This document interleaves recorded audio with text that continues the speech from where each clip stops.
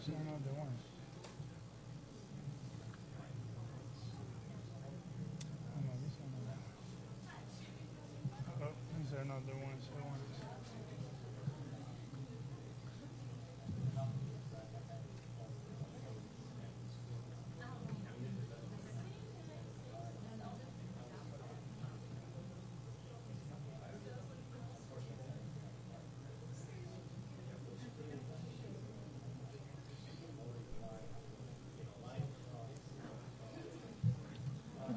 Paulo, podemos começar?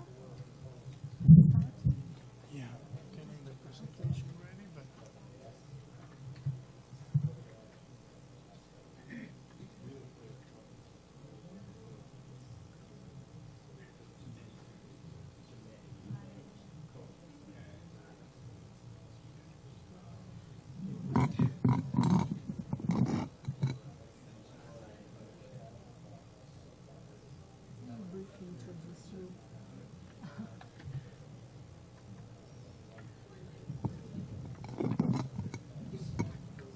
Boa noite.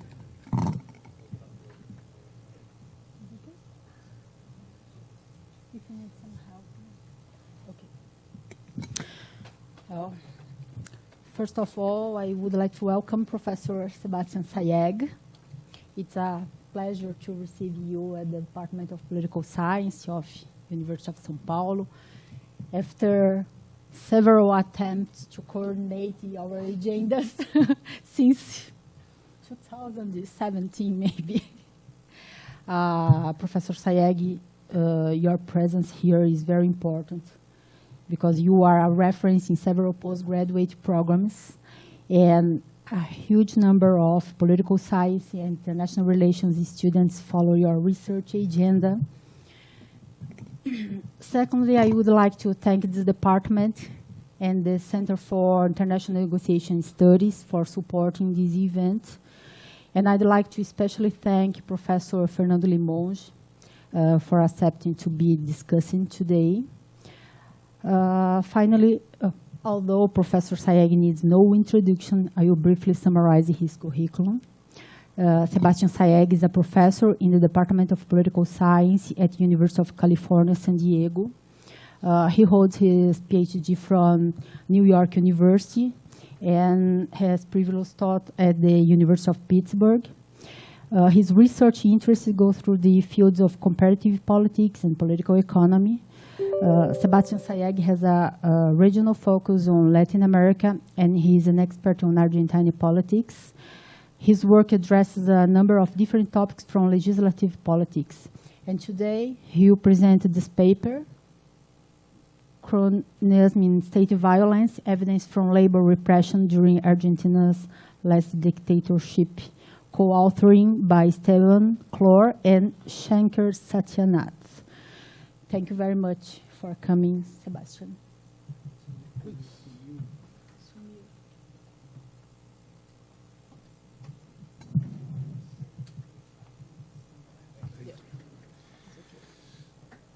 thank you. I would like to thank Professor Janino Nuki. We had to coordinate this trip multiple times, and then finally, when I thought I was about to come on Saturday, my flight got canceled, and I went into a panic, and I said, I have to make it, no matter what. And so I flew in, and I came this morning, and I'm really happy to be here. Thank you, USP. Thank you, Fernando. Thank you, Cristiani. It's really nice to be back to Sao Paulo. I think the last time I was here was a long time ago when Fernando invited me. It was 2003, so really happy to be back. I apologize. I will present in English. The slides are in English, and my Portuguese is really, really bad, worse than my English. So I will try to speak really slowly in English, and, of course, feel free to interrupt. I know that, maybe the setting looks like I'm going to present and you're the audience, but, we can make it interactive, and feel free to interrupt if there's something that it's unclear. This is joint work with Esteban Clor at the Hebrew University in Jerusalem, and Shankar Satyana at NYU. And we started working on this project. There.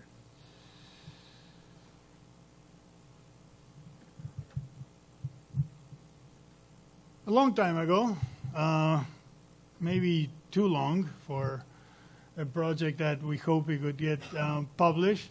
But the nice thing is that we get to go around different parts of the world and present it and get feedback, and it hasn't been published yet, so any feedback that you have, it will be very useful.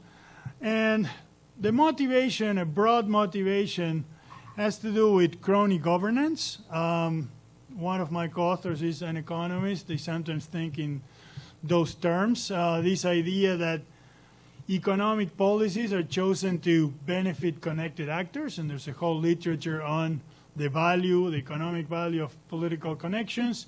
But because two of us in the team are political scientists, we think that most of the literature on crony governance look at subsidies, right? That's the obvious thing. You know somebody who knows somebody who can give you a government subsidy or a loan, and then you get that advantage.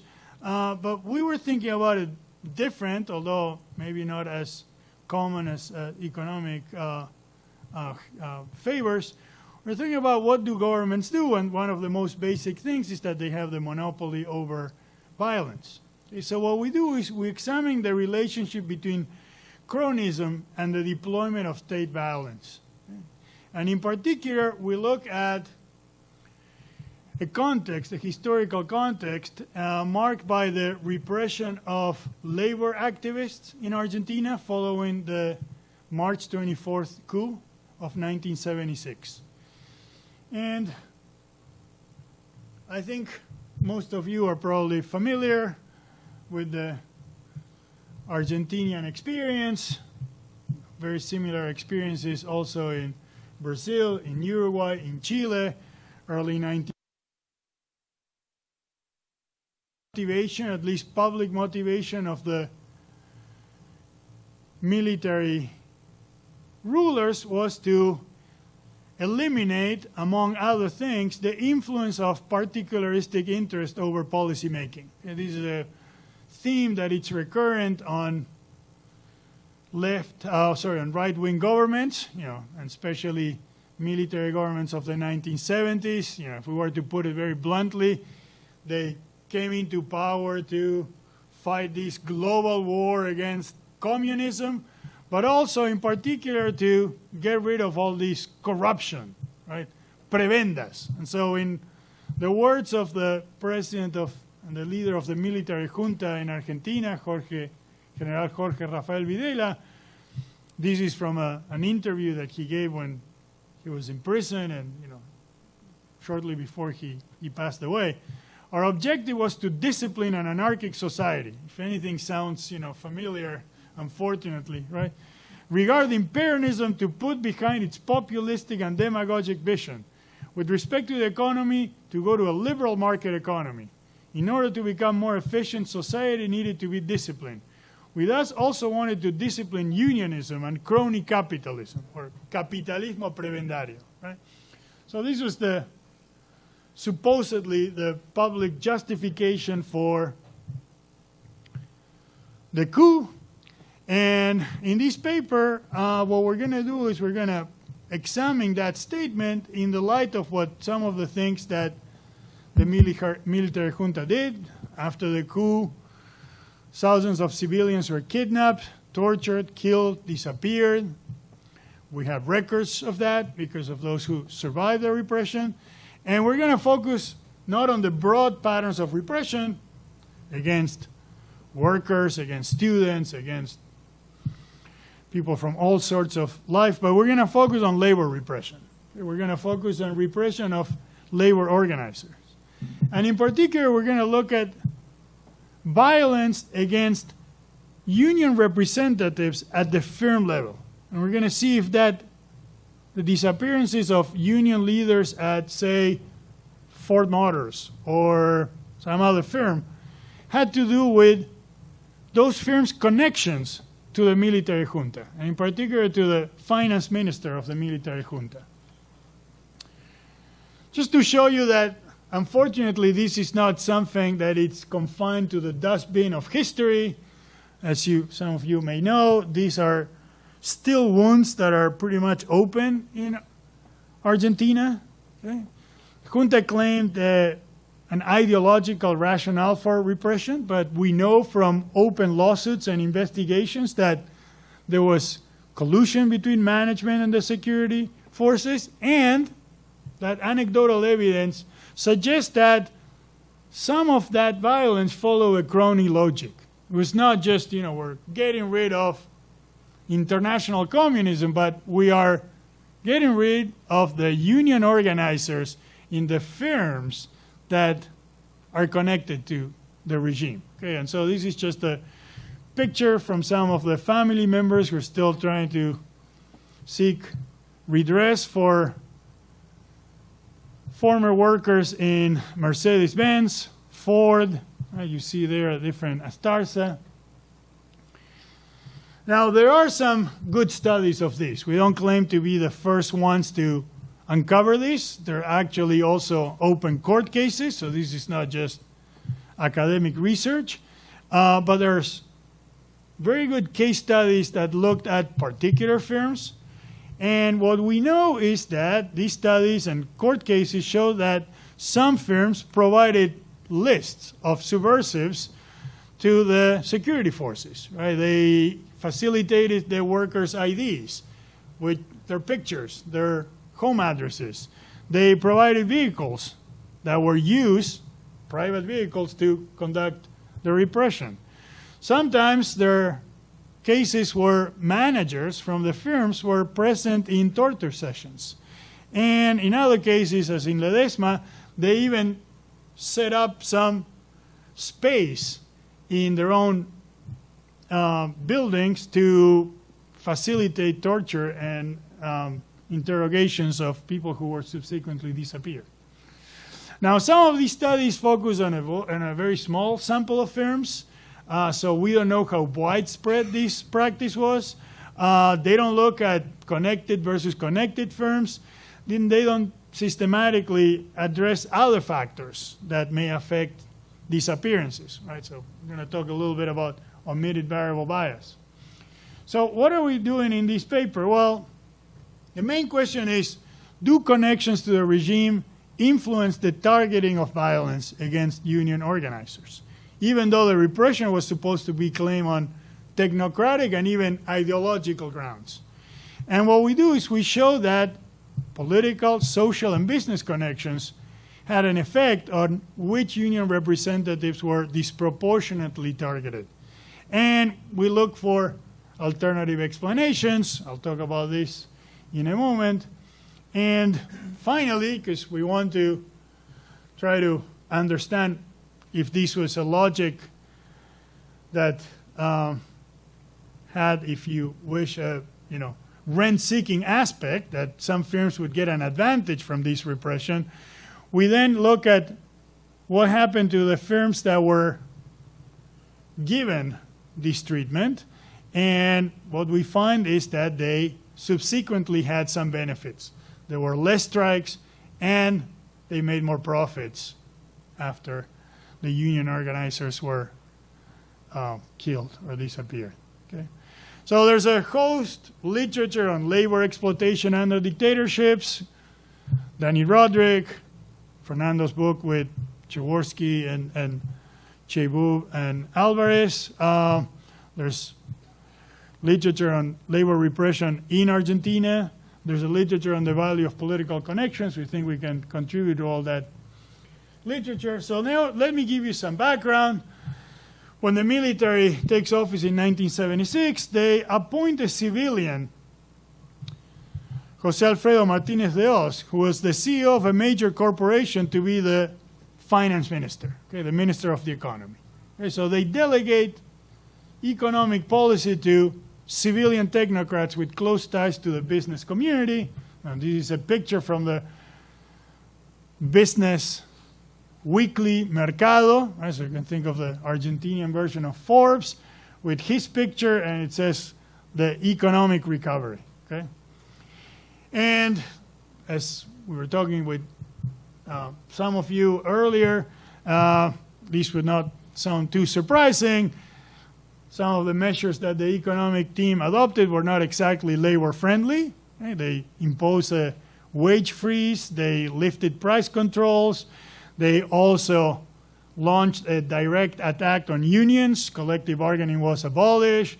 Going on strike was illegal. And the immediate effect, as you can see on these graphs, was that real wages dropped significantly and almost suddenly. If you look at the percent of income accruing to wage earners, you also see a significant drop.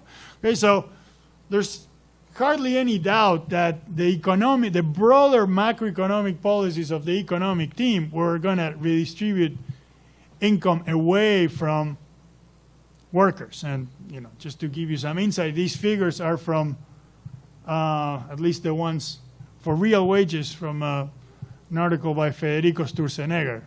We can't, think of these figures as coming from some left-wing conspiracy, right? These are just, actual figures that. So the regime did rely on coercion and fear, moving beyond workers and union organizers. At least 9,000 civilians suffered the repression, different degrees. Some survived, some didn't. Roughly 40% were salaried workers. If we look at the timing of the repression, and these are conservative, I don't know what that means. Oh. These are conservative estimates and noisy estimates. These are based on what the family members, were looking for their, who later on were looking for people who disappeared, had recollection. They were profession, they were worker, blue-collar workers. But what we see is a surge following the coup. We see a lot of blue-collar workers. We see a lot of white-collar workers. We see a trend. Most of the repression took place in 76 and 77. Now, the data collection is not as straightforward as one would like, or unfortunately, it'd be nicer if there was no data to collect because there were no killings. But what do we know? Well, what we know is what we could reconstruct from documented cases. The military in Argentina decided to conduct the repression in a clandestine way. Okay, so they had detention centers, and this was all done in a very secretive way. But in 1983, after the government fell, there was a committee to document these cases, and so these are basically what survivors were able to reconstruct, and so we know of at least 9,500 documented cases. From those, we were able to match which firm these workers were connected to. So as you can see, it's not a lot of information, right? We have close to 1,200 blue-collar workers, but we only can match 150 cases in 32 firms for the top 300 firms in Argentina. Okay, and this was done thanks to the work of some people at the sociology department at the University of Buenos Aires, where they really went through and they reconstructed these cases. They went to the court cases. Some were filed as cases where the family members were seeking redress, and they said, okay, we know that we're going to sue a particular firm, but in some other cases, we don't know. Now, of course, there are lots of challenges, right? And the three main challenges that we always face when we work with observational data, we can't run an experiment, are the three, I call it the unholy trinity. We always have to worry about this with our statistical analysis. Confounders, the most obvious one. Larger companies were more likely to be part of the economic cabinet and to have more disappearances, so maybe we find a spurious correlation. Reverse causality, maybe more leftist organizations were creating labor unrest in companies connected to the regime, and so this was exposed. And measurement error. As I said, these things are not easy to measure. And just a side note, these are not just technical problems that we can solve econometrically. I mean, anyone who would tell you, you use an instrumental variables approach and bingo, or you use, I mean, you know, most of the people that I respect that are statisticians, I'm not one of them, but, you know, the late Friedman, they would just say, you know, they used to call this, you know, something that you can only fix with a lot of walking. Right? They call this, you know, the shoe leather problem. You have to walk a lot. That means you have to just find alternative explanations, alternative ways to estimate these, have some plausible story or theory. There's not a statistical or technical way we can solve this. So what do? We try to collect as much observable information that can tell us something about the firm that can be potentially a confounder. So firm size, sales, number of workers, the firm's importance. We're only going to look at the top firms to address the problem of, you know, heterogeneity. So these are the top 300 firms in Argentina in the 1970s, the top 150 firms. Something about whether they're listed in the stock market exchange, something about the management orientation. And, you know, sometimes when I present this in the U.S., this is not well, but I think in this context, all of you will understand ISI versus free market, right? Some of these firms were producing for the, you know, domestic market. Some are more oriented to, or, you know, this correlates with foreign ownership. We don't use that because we have other problems there. I mean, how do we account for Ford? I mean, is it domestically? Is it a subsidiary? But we're going to try to, you know, control for this. Pre-existing labor conditions, strikes, collective bargaining agreements, terrorist attacks against the firm. The early 1970s, there were lots of armed organizations, and they could have attacked some of these firms. The centrality of the firms in the Argentinian economy based on their sector, if they're upstream or downstream. And we're also going to control for industry fixed effects, if they are in the financial sector, if they are in the steel sector. You know, so this is at the 2-digit level. Now, what does it mean to be connected? So there are 3 measures. One we call political connections, because some of these guys in the economic cabinet, so this was Martinez de Oz and his team, they were mostly civilians in a sea of military officers, so these guys had their own fiefdom, and most of them were recruited from the business sector. So there are some sources that track down, and for each member of the team, they associated him, they were mostly men, 100% of them were men, and they associated them with ownership or previous being on the board of some of the firms before the government came to power. Okay, so we have, you know, Mr. So-and-so is connected to Ford, and Mr. So-and-so is connected to bank. You know. We also look at other connections, because maybe those political connections have to do with reverse causality. You bring into the cabinet the guys that you need to do the dirty job, and so you select them from the companies that have troublemakers. So we're also going to look at business connections going a little bit behind in time. So we look at 1972. In 1972, another military government was about to leave office, and by then people were jumping on the streets, se van, nunca volverán. You know, they came back, but at the time, you know, one could argue that people thought that these guys were not going to come back. And these are business connections. We look at the roster of all these top firms, and we look at the board membership, and through their board membership, we calculated the network, and basically we did a count of how many steps would it take to somebody from any firm to reach the head of the finance ministry, Martinez de Oz. So you can think of this as an Erdos count, right? Or, you know, like the degrees of separation from Kevin Bacon, but these are degrees of separation of the finance minister, right? How many phone calls do you have to make based on your business connections? And then the third one is the one that I really like. These guys were now coming from the group of firms that were created under ISI. They were mostly connected to the most traditional agricultural sector. And so in Argentina, a good indicator of whether you come from these traditional families is whether you're a member of the Jockey Club. The Jockey Club is very, very aristocratic. It's not just based on money, it's based on your last name. It's very hard to get in. They have the black ball system, which effectively it is in their bylaws. So any member can just blackball. So it's mostly, family members. So we look at and Martinez de Oz, of course, was a prominent member. You have to, are into horse breeding and have land. So we also look at the roster in 1969, and we cross-reference that with the board membership in 1972. And for each firm in our sample, we counted how many members of the board were listed as members of the Jockey Club. So some firms are going to be more aristocratic and connected.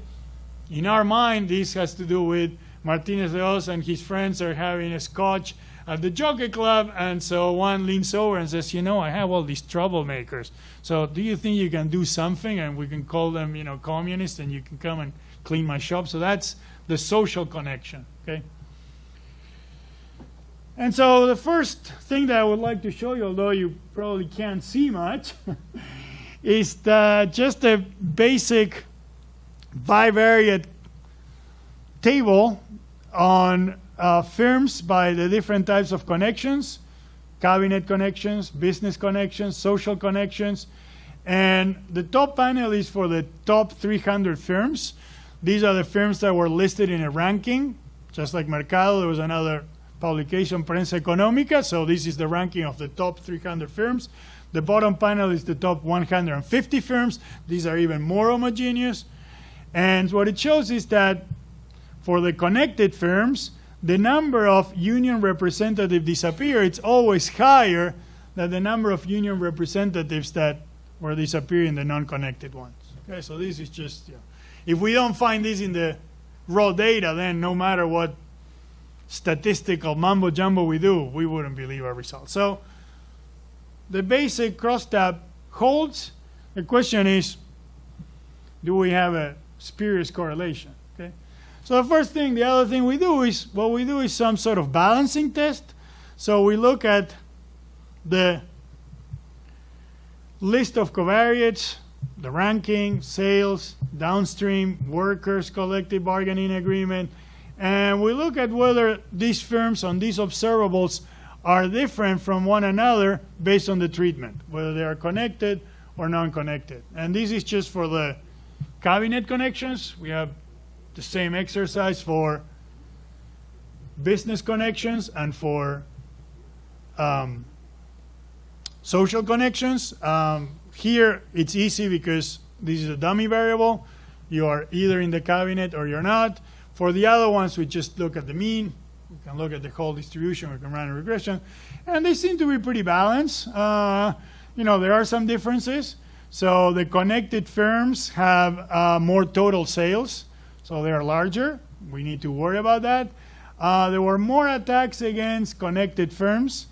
There were, for the 150 firms, they are pretty balanced, except that the connected ones are more likely to be traded in the stock exchange. So, they're not perfectly balanced, but it's not terribly bad. So just to show you that, the main possible confounder, that it's the rank of the firm, that it's the rank shows how large they are. So if you're in the 1 to 80 range, these are the mega, super duper big companies, your Fords, your Fiats. Okay? And so we look at, rank between 1 and 80, rank between 81 and 166, rank 167, 300. And what we see is that for connected firms, the average number of disappearances of union leaders, it's always larger. Okay? So, if you're ranked higher, you're likely to be a larger firm. Maybe this is just a mechanical effect that you have more workers. And if you have more workers, and the same thing with sales. And so again, sales, number of workers, ranking, these are all correlated. But what we see is that even controlling for this, you see more union disappearances in the connected ones. But now let's move beyond these bivariate correlations and these, classification, and just take a look at just some regression. And so this is going to be a regression where we look as our left-hand variable, the number of union leaders disappeared. We do a negative binomial because of how this variable is distributed. We can do it linear. Doesn't change much, but obviously it's not normally distributed, right? It starts with 0 union disappearances, 1, 2, 3, 4, 5. Very few firms have more than 2 or 3 union representatives that are at the firm level that are disappeared. And we control for connections, and we're going to use one connection at a time because they're highly correlated. And then we're going to put all these vector of firm characteristics. And this is what we find. Okay, so if I were there, I could show you with the pointer. The top row there is connections with controls or without additional controls. What we find is that the first one is cabinet connections. The coefficient is positive, statistically significant. We can do a logs ratio of those because these are negative binomials. Comes up to roughly more than 1 standard deviation in the distribution of disappearances. Business connections, also positive. The way we measure this was how many steps it would take to somebody in one firm to reach Martinez de Oz as a member of another firm, because this was 0 when you were, so Martinez de Oz was a member of the board of Hacienda. So if somebody want to measure the distance where Hacienda was 0, the longest distance was 8. So just to interpret this coefficient, we just switch the polarity. So 8 now is given to the one that it's immediate, and 0 is to the one that it's farther. So as you increase, right, this number, right, as you are closer, you get more disappearances. Social connections are number of members in the jockey club of a particular firm. So this is all at the firm level. Okay? So let's say we're looking at Ford. There were 3 union disappearances and 5 members of the board were in the jockey club versus another firm that had 0 members of the jockey club. We should expect on average less disappearances. Controlling for all these other things, notice that these things matter, right?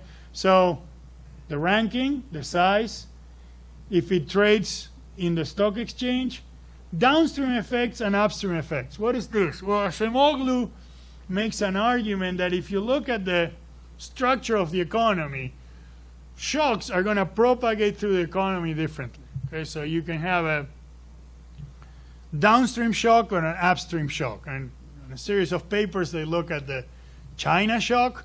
And the idea here is that if the repression was purely technocratic, if these guys were going to use a very bloody, horrible, but if you want policy instrument to try to discipline society, then they would have targeted those disappearances in those places where the propagation was going to generate most productivity, right? So you want to, do it you want to create a downstream effect, right? So you just go into the steel industry because then it's going to make the steel industry more productive. And then that's going to go, so we look at the sectors where these firms were, and we use the input-output matrix of the Argentine economy in the 1970s, and we constructed these upstream and downstream effects.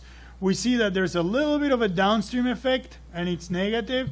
See a little bit of upstream effect. So, these things might not necessarily be complete substitutes. You might be repressing people in a technocratic way, but still at the margin favor your friends. Firms that had more strikes prior to the coup had more union disappearances. Makes sense. Firms that had collective bargaining agreements had less union disappearances. Attacks against the firm, more union disappearances.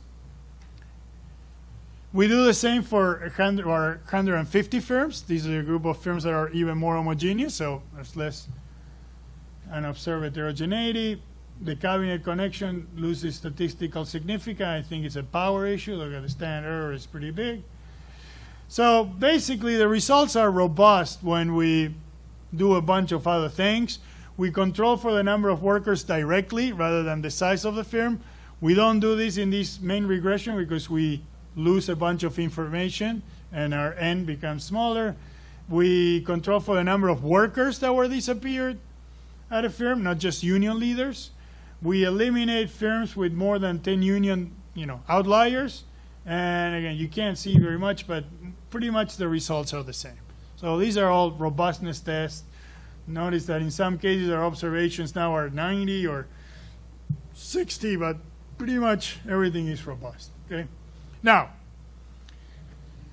if you're a referee these days or somebody who wants to just be very skeptical, you might say, well, all these observable things are great, but there's so many other unobservables, and, I don't know, you don't have some clever identification strategy. And to be honest, there's so much we can do. There was something that we thought we could exploit, and it was the fact that they almost appointed another civilian as the finance minister, and the reason why they didn't appoint him was because he was divorced, and the military didn't like that. But this guy had more or less the same social background, so we ran a bunch of regressions with distance to this other guy rather than Martinez de Oz.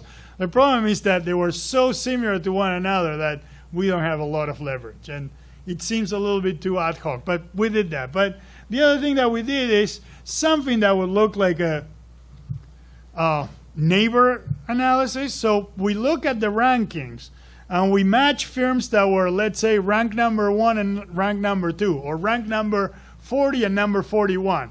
And we look for matches where one of them was connected and the other one was not. So notice that we lost a lot of observations, because if we had two contiguous firms, but both were connected, or neither was connected, we couldn't use them. So, but we found, and we would think that it's almost as random, at least with respect to the criteria of the rankings, which was based on all sorts of sales, prestige. So whether you were ranked 40 or 41, the only difference is that one was connected and the other one was not. We run those regressions, we get more or less the same results. Then we did propensity score matching, which again, some people like, some I don't like. It's not like we think that this is, it's just one more tool. We get more or less the same results.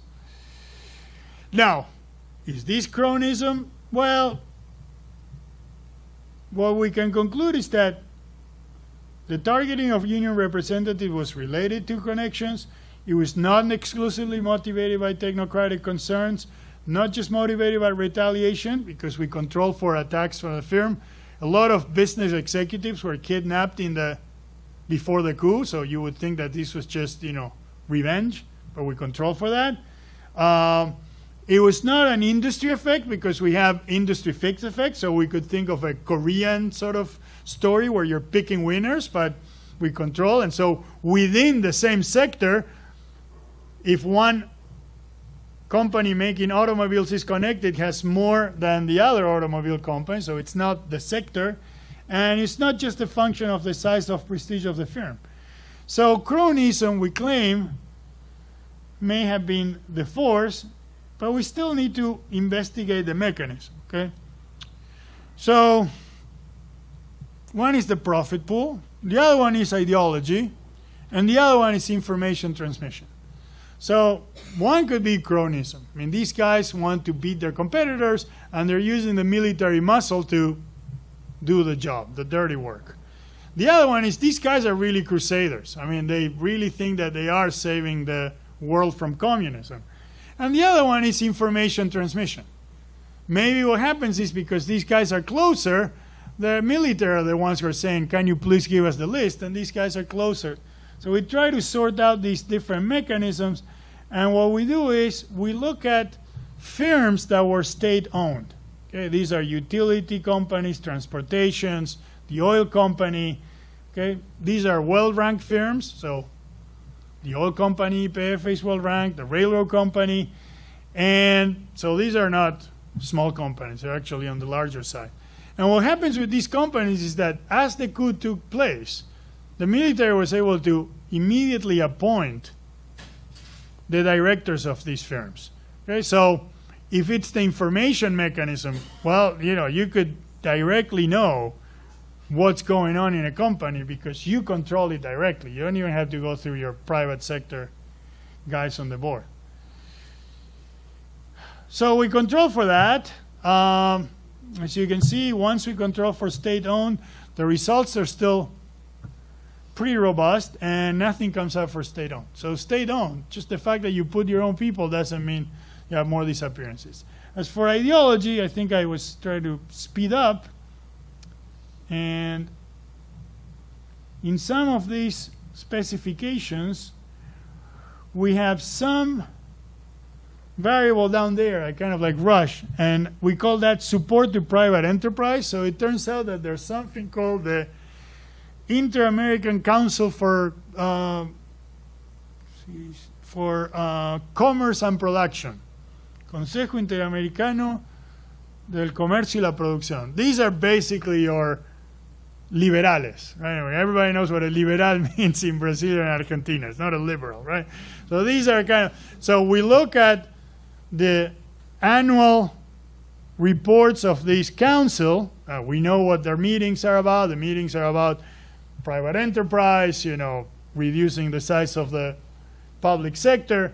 And how are they supported? Well, they're supported with donations from firms. So we look at which firms were donated to this council. We also look at the board membership of this council. So we can create two dummies. And so some of the firms are going to be connected, and some of them, especially the ones that were the ISI firms, are not. So notice that we control for that in the bottom there. Again, there is this ideological thing, right? This is also obviously correlated with connections with the cabinet, but we control for ideology. So it's not ideology, or at least not just ideology. It's not information transmission. So maybe what they're doing is they're trying to do, I know it doesn't sound as high-minded, at least in their minds, right? They're doing this crusade against communism, and we are saying, no, you were trying to make more money, okay?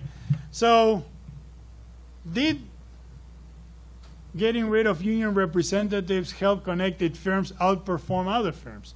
So we first went to the anecdotal evidence, and so some evidence comes from some of the trials. So some of these trials were all collected into some mega trial in the what is called the Juicio por la Verdad, and the Mercedes-Benz plant in La Plata, in this city, had a substantial increase in productivity, less strikes and less conflict. Okay, so the judge summoned the manager, and he asked if those amazing outcomes had anything to do with the repression. And the manager said, milagros no hay. There are no miracles. Okay, so, Now, can we look at this more systematically? So one of the things that we look at are strikes after the coup. Okay, so there were some strikes before the coup, and there were not too many, but there were some strikes after the coup. And it took a lot of courage to mount a strike after the coup, especially in this climate. But there were some firms where they had some strikes, especially in the auto industry.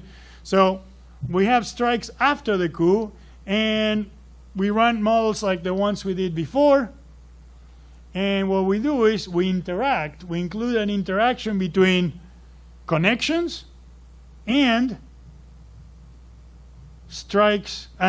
connections and union disappearances, and the dependent variables is our measure of strikes after the coup. As you can see, in all specification, this interaction is negative and statistically significant, meaning that in firms that were connected and where union leaders were disappeared, experienced less strikes after the coup. Controlling for all their other stuff. How about the firm's ranking? Well, we had the ranking in 1974, in 1975, then we had the ranking in 1976. So what we can do is compare the pre and post treatment. Right? Before the coup, a firm maybe was ranked number 10. After the coup, maybe it jumped to number 5. That means that had more sales. So So we control for everything, and we run exactly the same thing. Connections and union disappearances. And in this case, we rescale things so it's for ease of interpretation. Did the firm go up in the rankings? And now the coefficient is positive and significant, meaning that connected firms that by all three measures of connections that had union representatives disappeared increased their sales, went up in the rankings after the coup. But for the other firms, the ones that had union disappearances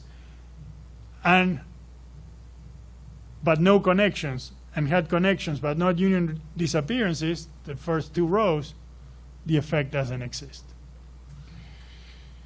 So what do we conclude? We conclude that, not that everybody bought that, but unfortunately we see over and over and over that this is something that some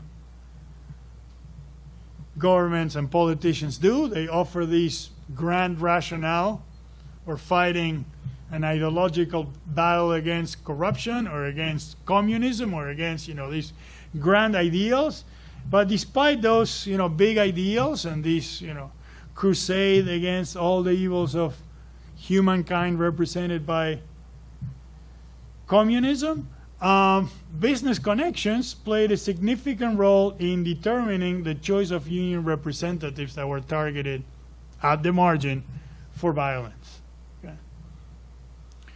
And again, as far as we could collect data on observables at the firm level that we thought that mattered, we can use different samples. We can use the top firms, the 150, the 300.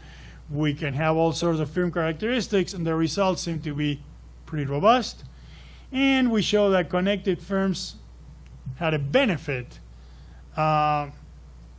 when they experienced these appearances vis-a-vis those firms that were either connected or had these appearances but didn't have both treatments at the same time.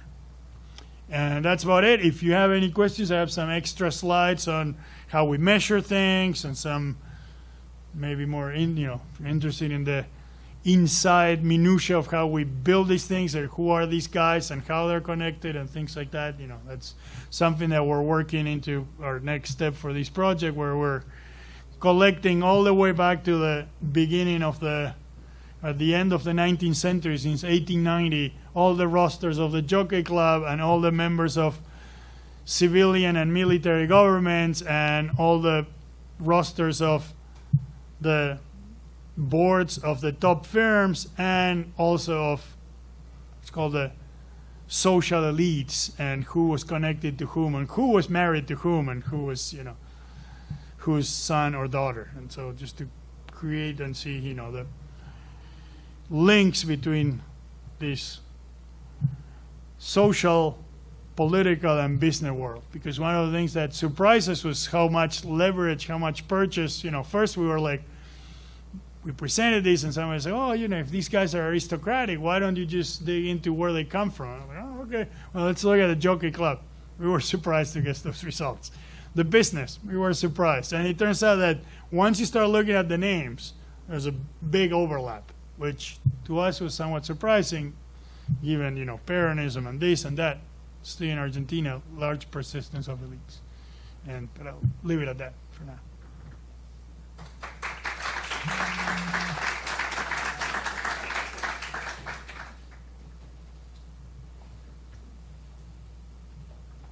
I'm supposed to make comments, Okay.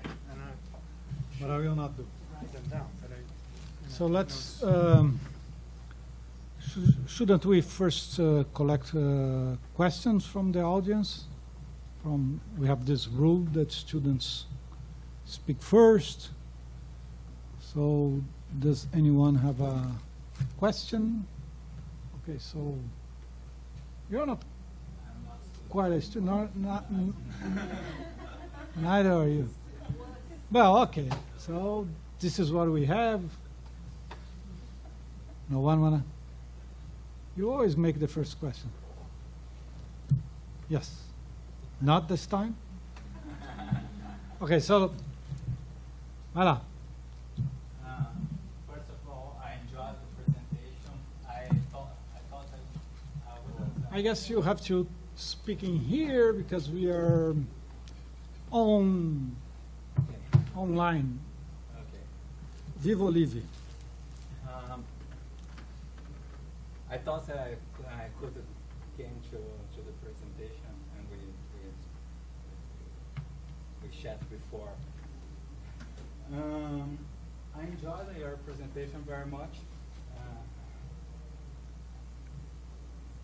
I'm thinking more about the problems with endogeneity that we discussed. You pointed out.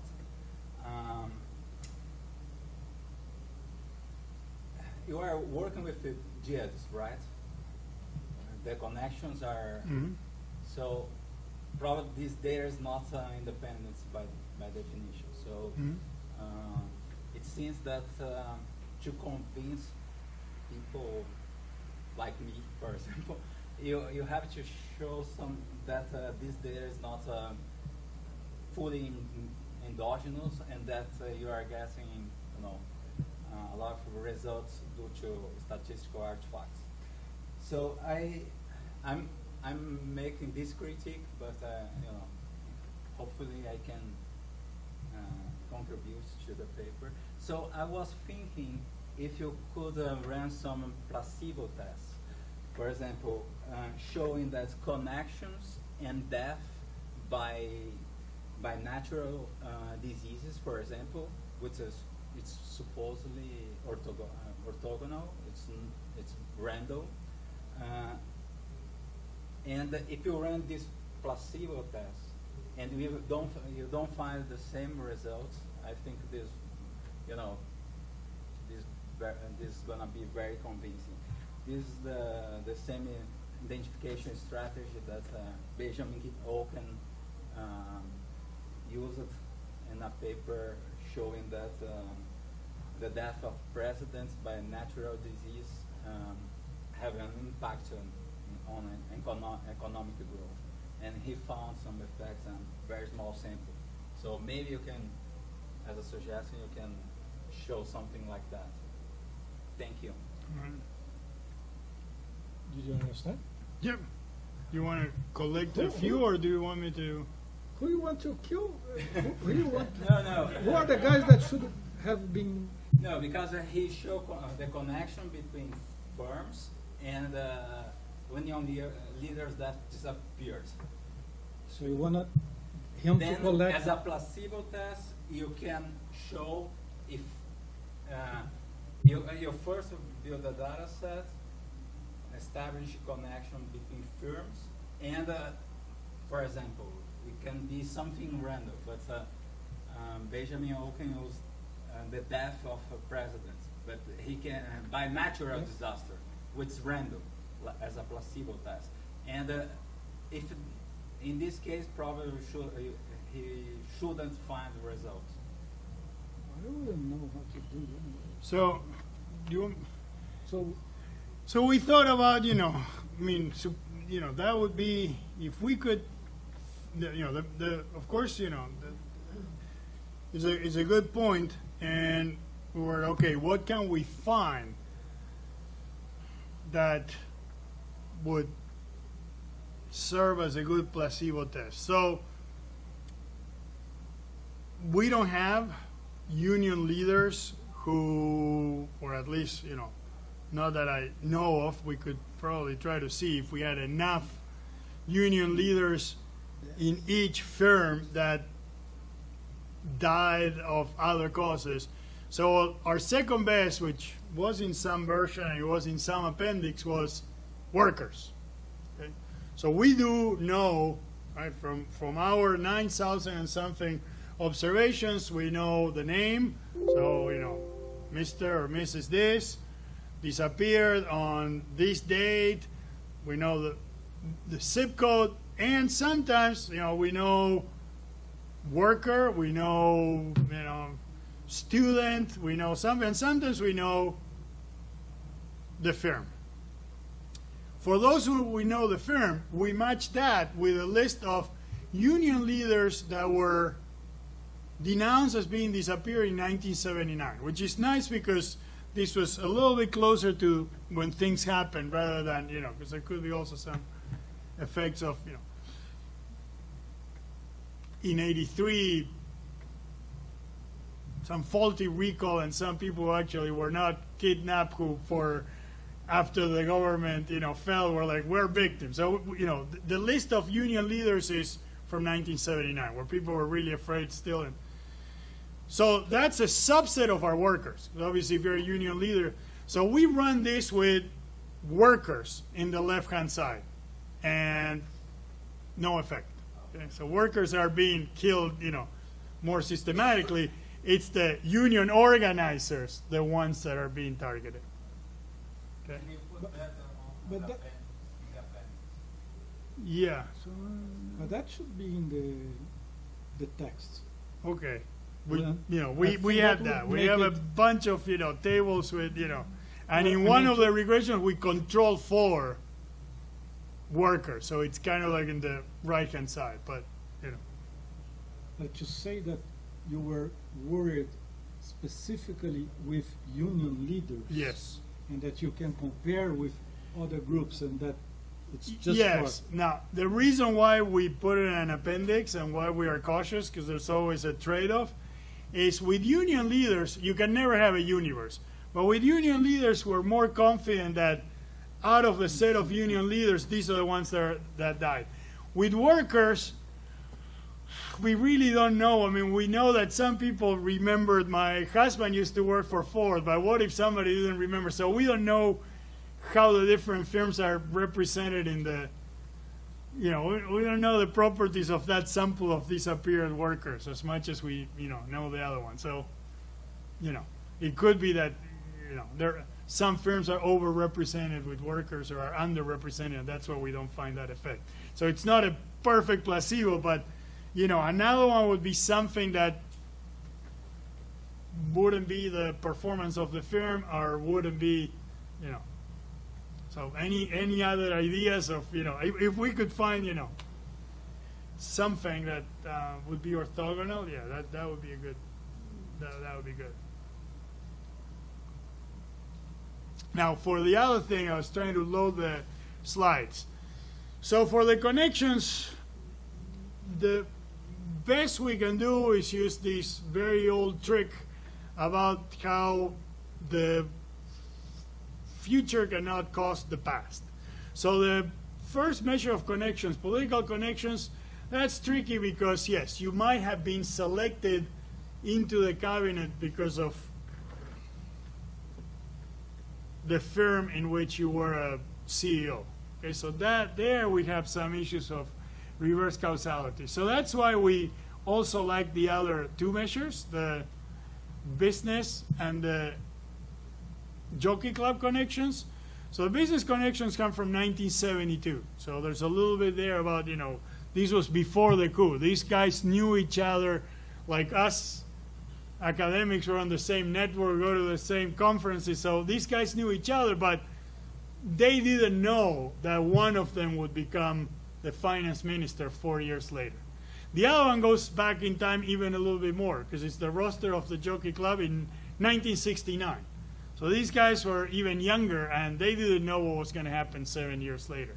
So, that's the way we would defend that, the future is not causing the past. But again, it might be a little overdetermined, and it's, why we're looking at all these other connections. We can also look at, who was married to whom and things like that.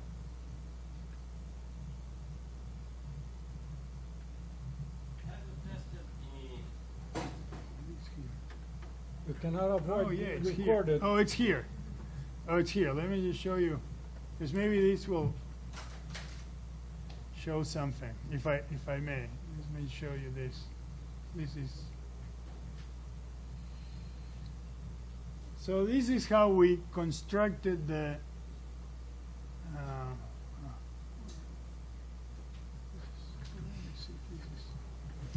think you can see this, but. So this is how we constructed some of these things. So these are the input-output matrix, upstream, downstream. Okay, so the business network. We look at something called Guía Social. The Guía Social, published in 1972, for each firm, and it has many more firms. But we narrow this to the top 300. It has name of the firm, location, and then he has the board membership. And then the board membership says, Fernando Limongi, Sebastian Saiegh, Giannino Nucchi. So we know that is for firm A. Then we go to the other firm, and he has the. So then what we do is, okay, we look at whether these firms overlap. We create a tie, right? Every time, the firms have an overlapping director. And then, we can use, in the paper we use just the distance. But we can also look at, all the other measures of network centrality, right? Closeness centrality, eigenvector centrality. This is, who are the most connected guys? I mean, which path do you go? So this is the list of most connected guys from that list. The finance minister is number 5 on the list, Mr. Jose Alfredo Martinez de Os Hijo. And, if I were in front of an Argentinian audience, people would just start nodding their heads and say, oh, yes, those names are very familiar, right? Bunge, Roberts, Becar Varela, Soldati. I mean, these are, if you walk into the private universities, some of them where I used to work, Universidad de San Andres, half of the rooms that are donated by famous donors are, these guys, Pampe, Bordito, okay? So these are really well connected. These are the guys, that you would expect. Now, George Avellino, he was at UCSD a couple of years ago, talking about the paper. He's like, you should look at obituaries, because obituaries are also another way in which people reveal who's friends with whom. Now, we were somewhat lucky that the father of the finance minister passed away in the window between, the coup took place on March 24th. He was officially appointed finance minister on April 1st. There were already rumors that it was going to be him, so there was some endogeneity that maybe you want to lobby him and put an ad, but it's very common, or it used to be very common to put an ad in the newspaper.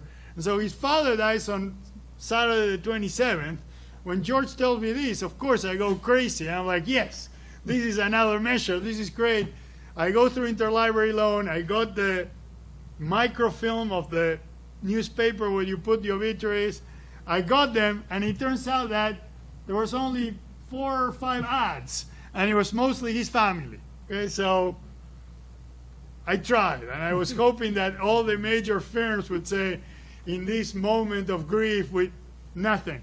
By the way, by looking at that, if you probably can't see much, but in the other corner, that's my grandfather. He didn't die, he died a few years earlier, but year by year, they always put these things. So also found it fitting that, there would be both in the same part of the newspaper. And so, it's the one there, Aaron Saiegh. So, I try the obituaries. And so these are the kind of things, any idea of how we can, so far, this would have been another measure of, direct measure of connections, just didn't work.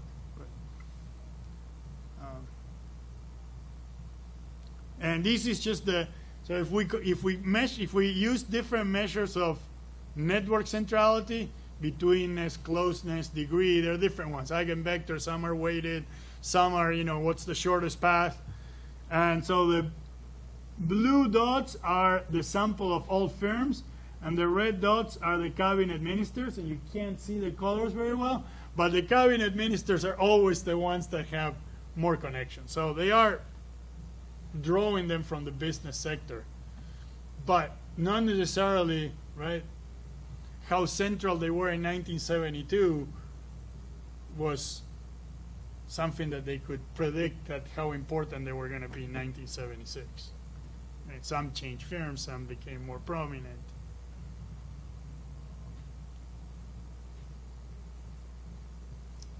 Can I follow on that? Yeah. I'm really concerned. I'm not quite sure that I understand why you need to identify what. What do you need to prove that is exogenous in here to explain cronyism? Well, no, but some I see people that- say it's not cronyism, right? So the one that, we don't want to create a straw man, but what if these guys tell you, no, don't call us crooks. You can call me an assassin, but we're defending, against communism. But I wasn't trying to be, I wasn't crony. I was just, telling the military where the bad guys were.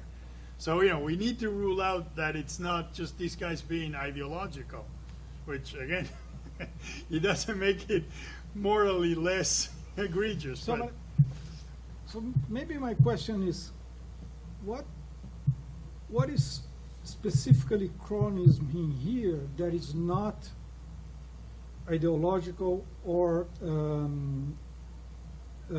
information network? And yeah. you rule out three alternatives. Information transmission from the ones that are controlled by the government, and ideology, that these are just free marketeers who think that this is the way to, reorganize society. And, technocratic concerns with the upstream, downstream, which is just where these firms stand in the... So yeah, but this is my point. I'm not sure that I understand what is cronyism. The fact that on top of all that, you can still call a favor, right? And so, we're friends. I said, Fernando, I know we're, fighting communism, but, But there's- this is not information transmission. Well, if they're really, but why? Okay, but the question is, why would there be more communists in my firm because I belong to the jockey Because club? only me than that I can talk with you. Yes, Matthew cannot. sure, but Because I know you and Matthew doesn't yeah. know So you. that's why in the other specification we control with the ones that have a direct line with the military. Because the way I thought And so there, it might break down if you think that those firms were completely different because they're state-owned, and then they had less troublemakers. the way I thought about your paper when you started to read was like, came these militaries to they need someone to produce victims to them. Because they just don't know. They stay in the caserne, in the, what do you call barracks? Yeah. Barracks. They don't know anybody. They only know themselves. They jump in the horses and play these games that they do. So, who are the communists? Tell me. So someone has to inform me who I should kill. Because Yeah. the quote from Vidal and from other anecdotes, we know that. They came with this decision. We have to kill because otherwise that will happen again. We intervened in the past and we didn't clean enough. We are back. So let's do the business. So they need someone to produce the victims to them. And so this is not So, again, we don't have a direct, the closest thing we can get to that is to look at the ones where they control directly. So the idea is, if the military are going to ask... Yeah, that's true. But this is, you can tell a story, right? You put someone in the Aerolíneas Argentinas. Yes. But the guy doesn't know anything in there. The He's new appointed. guy. Okay. The new guy. He's appointed. Okay. So he just, because he's exogenous. He doesn't know anyone there. He doesn't know who is the leader, who to kill. He's coming from outside, right? He's an interventor, Yeah. someone that is nominated from outside to clean it up. Yes. So first thing he has to do is to collect information, and maybe as he has to run the business in there, he needs some allies. Yeah, I mean... And if the firm is mine, I'm running the firm, then I say, this guy I want out. This Yeah, I mean, so it could be. I mean, we cannot rule that out. That it's that, but but this but in your story, this takes a little bit of time, right? I mean, this guy, who's appointed No, takes a I little mean, bit of time, needs to this learn. is- But This is something it's not indiscriminated, and it's anything that even if you want to kill persons randomly, you cannot. You need some mechanism or some social connection to produce the victims. And then these guys are the ones that are providing the victims, and they are using that for their benefit. That's the yeah, the, I mean, the cronyism is the benefit that comes yeah, afterwards, and they are not playing marketing here, right? no, it's Because they are saying we are free marketeers. yes, it's completely possible, and the closest that we come is with this, but whether we can really truly disentangle those two, I'm not sure we can. That's true, but you don't think we need to? Yeah, I think we don't need to. That's Okay. the point. Well, yeah, that's the It is this is indulgence, yeah. and No, what we want to show yeah. is that is indulgence. No, but this is a little bit of the cat and mouse game we play with reviewers, right? Yeah, but that's what I'm But, saying. Yes, The problem is that everybody wants to have a genius way of identification now. And sometimes what you need to show is the opposite. I agree. It's endogenous. But there is this alternative story. I mean, if But your story is not that it is endogenous. No. But in a world where it's either information transmission or, right? So these are the three. But what you're saying is like, there don't need to be completely mutually exclusive. You could have a world where both of them, right? You are providing information, and in the process, you're, biasing against your competitors. That's, it would be nice if we could separate them, but maybe they don't need to be. Maybe they're complement. Maybe you're I agree, but the identification and the mechanisms are now the game. What's your mechanism, right? And And what is your identification strategy? yes. Otherwise, you don't publish.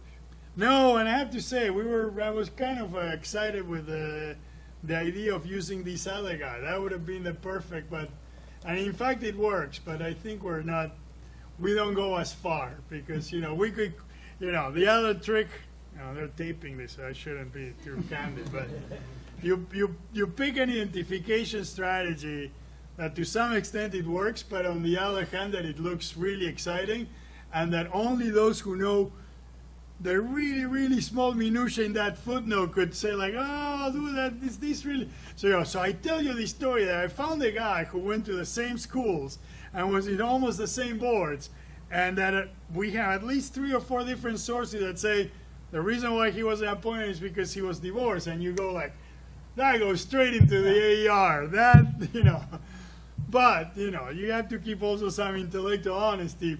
Most of those results are just, coming from 2 or 3 firms, because these guys are so we run that and it's too ad hoc, and so we're like, They both come from the Jockey Club. they both are on the Jockey Club. They both have the same social networks.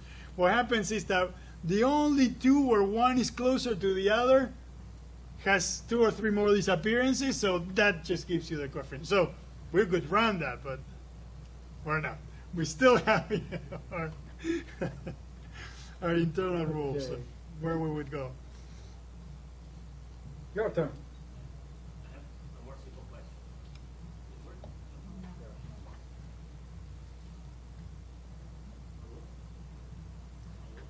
Come over here.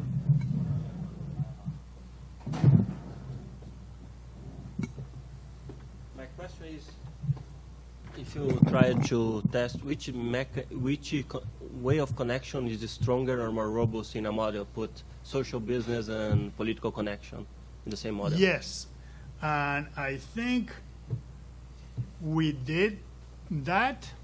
Of course, they're highly correlated, so we have to be very careful with those standard errors. We didn't do like a horse race to see which one was, but at some point we used them as controls for the cabinet one, because we really know who's actually in the cabinet. All the other things are kind of,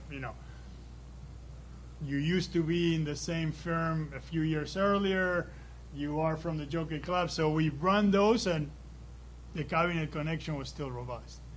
But yeah, I mean, I guess we could do that as a, then, or maybe 2 at a time, or even the 3, and do an F test. I mean, yeah, that could, an F test, taking one of them at a time. Yeah, that's a good idea. I mean, they both, all run through this guy, right? So, that's the thing that we claim. But yeah, that's a good idea. Lorena?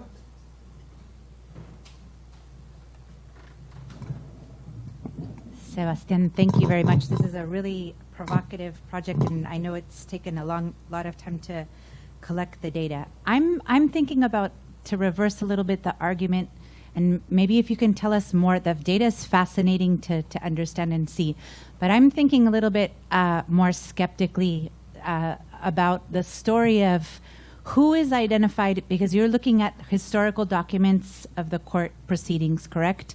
In Nunca Más, when they say who is identified as a union leader, it seems that that's like a specific moment in time, and there's a big thing in the transition of thinking about negotiating the transition. And so signaling and identifying the leader is very important, the moment that you're identifying, right? So you talked about a little bit about the difference in talking about who is the leader, that you have earlier data. So I'm wondering if you looked at, can you go into the firm records of looking at Ford, looking at some of the data, getting the whole data set of the workers in that firm and saying, I have here's the union leaders, right? Because it seems like the data that you're looking at is through the court cases and trying to go through the court documents. But what about the reverse process of going through the firm data sets, building the data sets, and asking the reverse argument to build a sequence? That's one question. The second question is, if we're thinking about the story, one thing that seems really important is, and what we know from also the court documents, is most of the people who were detained and tortured name other individuals, right? So then another part of this seems that is really hard to come to disentangle in the process is, are the people that are being identified and targeted, it's really difficult. That's why I'm. How they got to the person? Yes, did they get to the person because they were named by another union leader? And so so then I was thinking a little bit about going into time. So you have the date of the actual detentions, and I'm wondering if you've gone through and exploited more carefully in the data set of the court documents, you could retrace the sequence of events of repression and tell us a story about how it started. So if your idea of the cronyism is correct, then the way the story plays out, it should sequentially play out a different way, because you're saying it's a story about profit-oriented versus ideologically oriented. So then wouldn't we see that in maybe thinking about time and the sequence of the detentions? Okay, that's great. And then the last thing is thinking about, so the other thing is you're talking about the leaders, and if we go back to the whole argument of transition democracy and thinking about, that's also the group that's the threat, right? So that's who you have to take out, is you really have to target the leaders, because that's who's threatening to come back to power. So I'm a little bit curious if, of the 150, going a little bit back to the first comment is, can you trace specific of the leaders who are targeted? How do we know that those union leaders weren't potentially politically important political leaders, and that they were really, what you're telling us is these guys were really tough on the firm because they were really causing problems at the firm level? Can you tell me a story, or do you have data of the 150 to say, no, these guys, they were worried about politics, kind of, they were important political players, or they were important firm players? Great. Those are great comments. So let me just clarify With respect to the data, we were really concerned about that, right? A bunch of people wanted to present themselves as victims. So one source is coming from Nunca Más, and we have names, and we have, occupation, and we have firm for some of them. Then an independent source comes from Arturo Fernandez, and this was something that the unions produced in 1979. So this list of compañeros who were disappeared or we don't know where they are, and this was in anticipation when the OAS came with a mission in 1979. So we cross-referenced those two. And so we found the ones that in 1979 were mentioned as we don't know what they are, and then in 1983, 1984 were then mentioned in the Nunca Más. So that's how we get around is these people trying to present themselves as heroes after the dictatorship, so that. Now, there's another layer which I didn't try to get into, but, because sometimes you get too much into the inside, as the Americans call it, inside baseball, where you get into the of Argentinian politics and Argentinian unions at the time. When you start reading about this period, what you have to get into is the fights within the Peronists and the fights within the union. So what happens is a bunch of these are not the top union leaders that you would imagine as the head of the peak union leadership. These are more the organizers at the shop level. Okay, these are delegados. And in a lot of these places, actually the ones who were naming, speaking about, how important they were the more traditional Peronist union leaders. Because the most traditional union Peronist leaders were very accommodating. And the ones who were really like a main threat were the most hardcore Trotskyist, left-wing combatants that were not corrupt. The traditional Peronist, union leaders were more accommodating. Now, I don't want to be, we're being taped, but there were ways to try to persuade them with favors and, the ones that are, as it is today, right? The most, less corrupt, more so there was a lot of that. And of course, if we could systematically get at that, it would have been great. We have some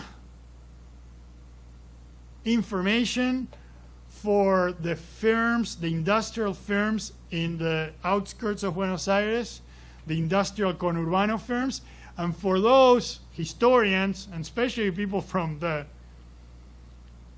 left who have, really do some careful work on documenting these things, we have some information of what you would call wildcat leaders, or the ones that are, and so we know also whether the Montoneros or ERP was active in a particular firm. The problem is that once we have that, which we have for a few firms, and then we need all the other controls, such as the number of workers and whether they were upstream, and whether we just start running out of observations. So we can't really. Now, the idea of actually not relying on these historical documents and actually having access to the company's records, if you can, find me a way where I can get. So I talked a lot to people who do, historians who have done labor history. And I said, look, from everything that I'm reading, every time there's an election, there's a slate of candidates, and it has to be, I don't know how you say, maybe the same word, homologado. Like you have a union list, and you have the lista marrón, the brown list, and you have the blue list, and that has to be filed with the labor ministry. And in fact, our information of which firms had collective bargaining, that's on the website from the labor ministry. These guys actually scanned the the collective bargaining agreement from the 1970s, which, of course, I downloaded, and that's how we coded these things. So I got really excited. I talked to a friend, and she's like, well, good luck with that. She's like, you have to go, spend years, become friends with the librarian. I did that, and the librarian retired. It's like, I don't even know if those, documents exist. They might be, but they're not going to let you look at them. I was like, maybe. So yes, it could be possible. And actually, you wouldn't need the whole records from each company, but you would need the labor ministry telling you, who run. We found at some point something called the something laborales, and it was a monthly publication with that our historical references in a footnote said that they had information about union activity. We found the copies in one of these libraries from one of the unions. We hired an array. They scanned everything. I was anxiously waiting. These files were waited, a lot, and I downloaded. They were zipped. Not a lot of information. It was like so-and-so was elected as the delegate, but it was just nothing, So we followed that trail for a while. It went cold. We just went with this. At some point, we presented this, and there's an Argentinian economist who's in this place in La Plata. He's Cruces, and he was at the beginning of the Macri administration, that now he left, was in the Social Security Administration, the ANSES. And so somebody said, this guy liked your paper, he's there. There has to be records in the Social Security Administration, because anyone who worked and paid contributions. And I said, okay, is there any way we can access that? Well, you can use the Freedom of Information Act for each particular worker. So you need to get out of your list of 9,000 workers, you need to file that individually, and maybe they will let you. Now, the problem is that with the CONADEP data, we have their names, but we don't have their ID numbers. We don't have the DNA. So imagine how many Lopez and Fernandez we have. So yes, I think it's doable. I think that, we started maybe 5-6 years ago. Maybe at some point, if we had invested more, and the three of us not being on the ground but indirectly hiring RAs in Argentina, we don't have as much. But yes, this is exactly the kind of thing that, it would be ideal to get micro level data to match this rather than these secondary sources that give us these names. There was another source that got us really excited. We never actually used it. At some point, the government declassified all these decrees where people were, so a bunch of people were detained. We know how that happened. They would just go into their homes and just kidnap them. For the more high-profile people, like former governors, politicians, actually the government would issue a decree and, would actually list their names. But these were secret decrees. They were declassified, so we were able to scrape all that from PDFs, and those we have the name and we have the document. But these guys are very different. I mean, they're different. They're politicians. So that's a different data set. Now the last one, the dates. Yes. Now what I wonder is the following.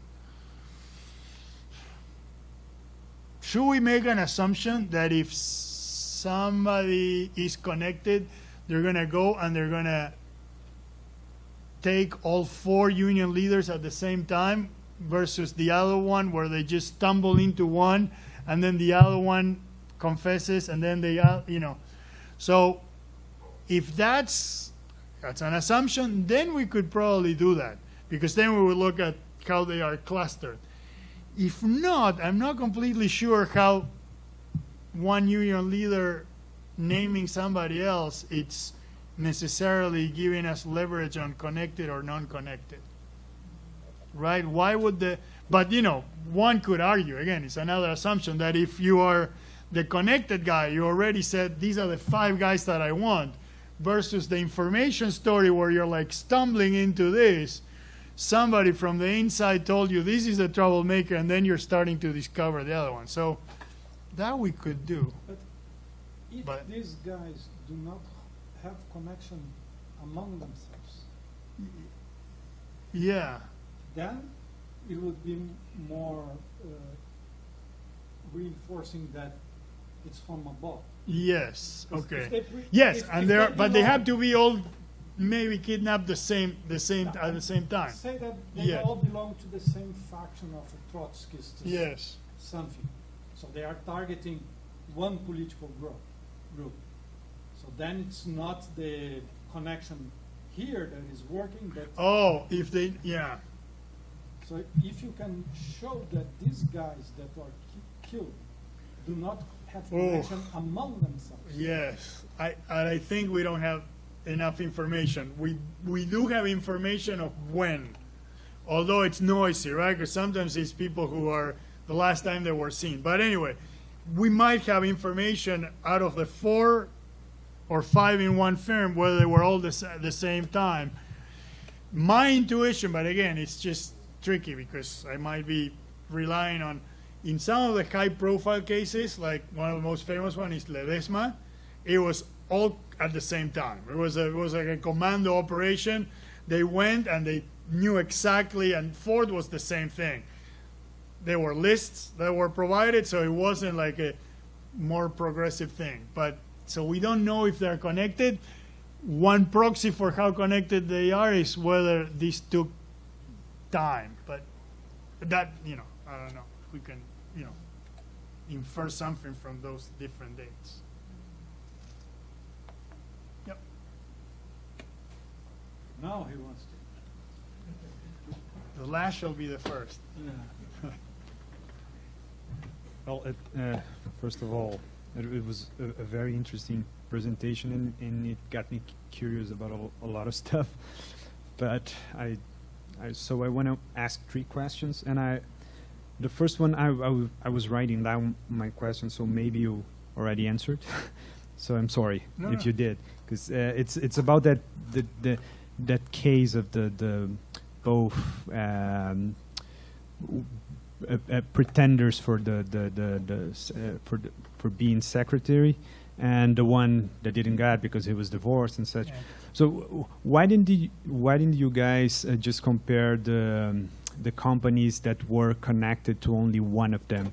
Was it because there was a small N or There were imbalance? There were very few. There were very Okay. Mostly it was an imbalance thing. So what happened was, that was exactly the problem. We found some of them, and then it turns out that one of our observables, which is number of strikes before the coup, for the ones that were connected to one of the guys was 0, and for the other one was, I don't remember the number, but it was not 0. So we could never balance this, and we could run this with the with the observables, but nobody was going to believe us. It was like so yeah, that killed us.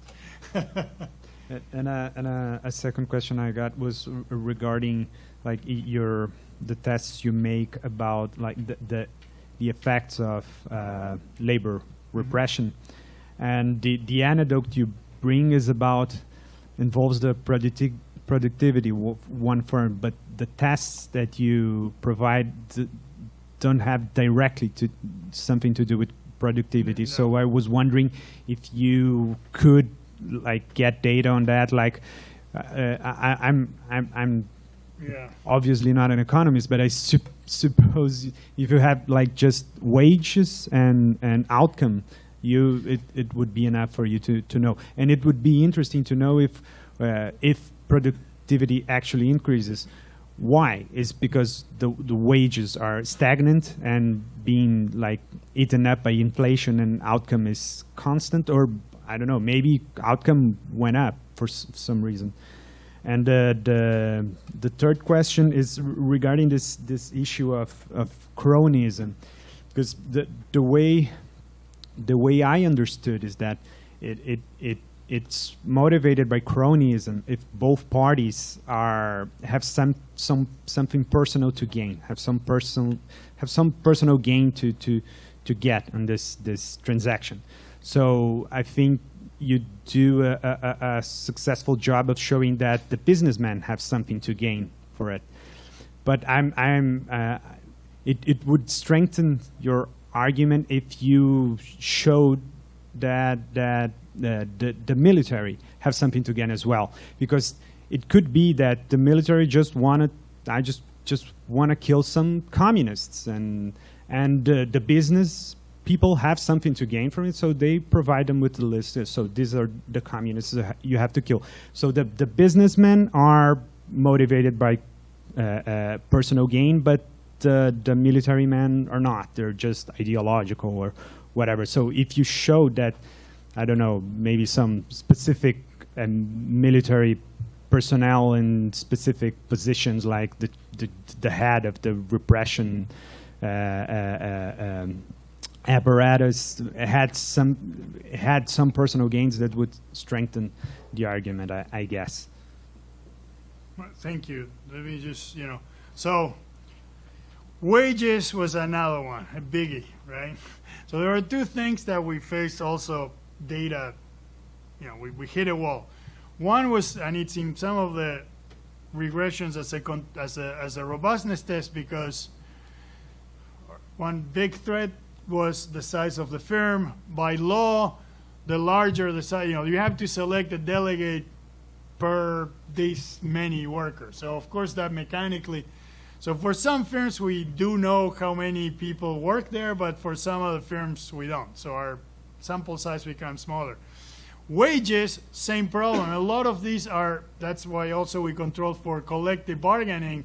Some of these at the collective bargaining at the industry level. So all the auto workers are, and then, if you go into this collective bargain, you can get some, and then you need to calculate wages that are very, there's lots of scales, because you have based on seniority, based on how, there are like benefits. So really, we can get wages at the industry level. We already have fixed effects for industry, but very difficult, to find wages, firm level wages. So that was hard.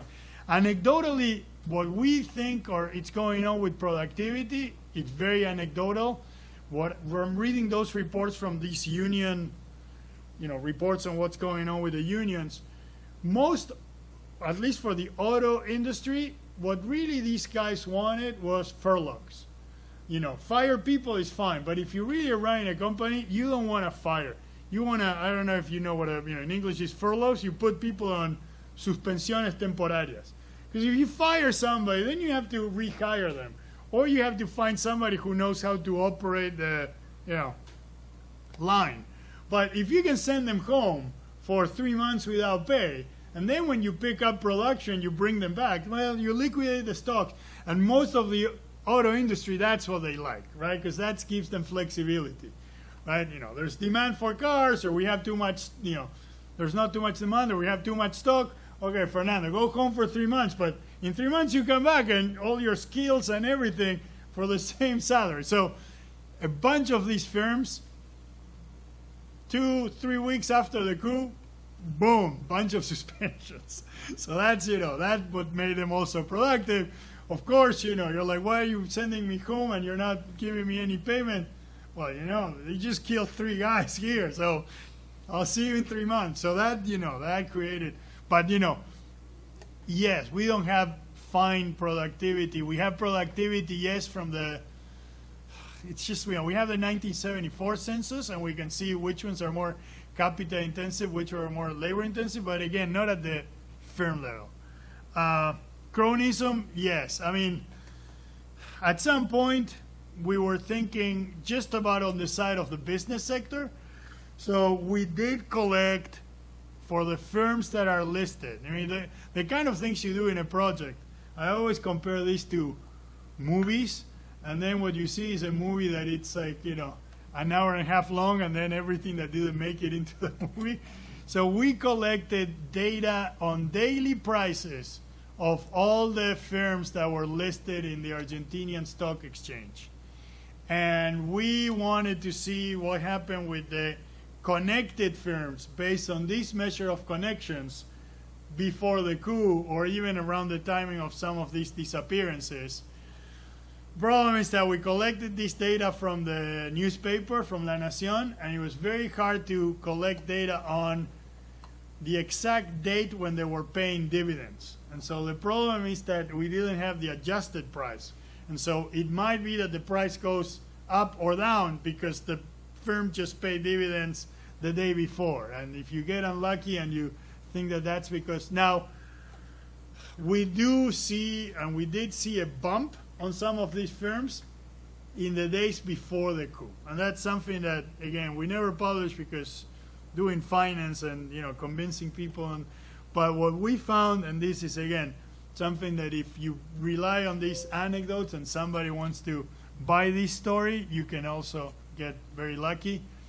So the finance minister, this guy, Martinez de Los, he's the CEO of the main steel company, Hacienda. Really heavy steel, but he's also one of the most connected guys in the business sector with strong connections with the finance world, banking and insurance. He goes on, and this is he wrote an autobiography before he died. He goes on a safari to Africa because this is what the 1% of the 1% does, right? I mean, these days you fly, private jet. He goes on a safari trip to kill animals in Africa. This is the level of, playing polo is not good enough. You go there to kill, elephants. So he receives a phone call, and he's summoned to Argentina, and his father was already pretty ill. So he tells the story how he thought they were calling to tell him his father was about to die.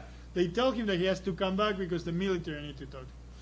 And so it turns out, this is all documented by journalists, we don't know, right? It's all insiders, that the military had some sort of like a casting call where they interviewed him, they interviewed the guy that didn't get the job because he was divorced, they interviewed 4 guys, and they decided that they were going to give it to this guy somewhere around March 15 or 16, but the coup didn't take place until March 24th, okay?